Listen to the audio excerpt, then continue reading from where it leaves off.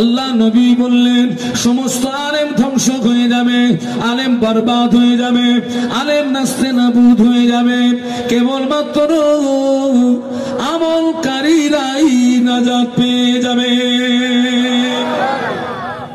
কার নাজাত পাবে? আমি আলেম, আমি জানি, কিন্তু জেনে ভূত। আমার বসিরহাটের আল্লামা রুহুল আমিন রহমাতুল্লাহ আলাইহি ছিলেন 18,000 হাদিসের হাফেজ। একটু সুবহানাল্লাহ বলেন। আর আমার সমাজে এখন অনেক শ্রোতা আছে 18,000 ওয়াজের হাফেজ। কিসের হাফেজ বলেছি? 18,000 ওয়াজের হাফেজ, কিন্তু ওয়াজের হাফেজ, কিন্তু ওয়াজ কথা বলে না, আমল করে না। ও হাফেজ বাঁচবে না ধ্বংস হবে? ধ্বংস হবে। এই জোরে বলেন, কুল্লুহুম মুখালিকুনা ইল্লাল মুখলিসুন। বলুন আল্লাহু আকবার।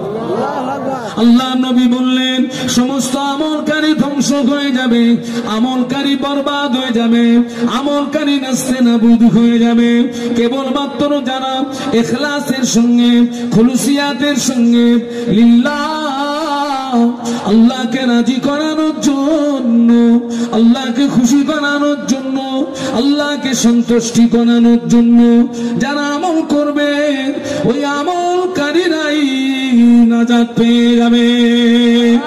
আপনি নামাজ পড়েছেন, আমল করেছেন, কিন্তু আপনার উদ্দেশ্য হলো লোকে আপনাকে নামাজি বলবে তাই।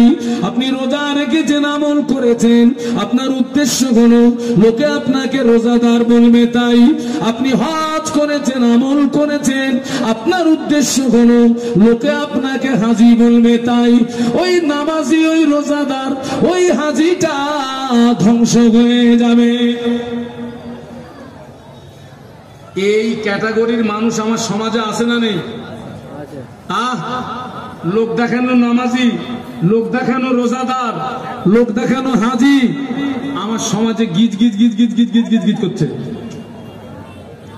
এরা আমল করার পরেও কি হবে বলুন না, কথা বলুন। সুকি ওয়া মাহইয়া ওয়া মামাতি লিল্লাহি রাব্বিল আলামিন। ইন্না সালাতি ওয়া নুসুকি ওয়া মাহইয়া ওয়া মামাতি লিল্লাহি রাব্বিল আলামিন। বলুন আল্লাহু আকবার। জবান খুলে বলুন। আপনার জীবনের নামাজ, আপনার জীবনের কুরবানি, আপনার জীবনের দান সাদকা, আপনার জীবনের তাসবিহ তেলাওয়াত, আর সব কিছুর মূল লক্ষ্য হবে একটা, আল্লাহ সন্তুষ্টি। হযরত রাবিয়া বসরি রহমাতুল্লাহ আলাইহা, যিনি একজন আল্লাহ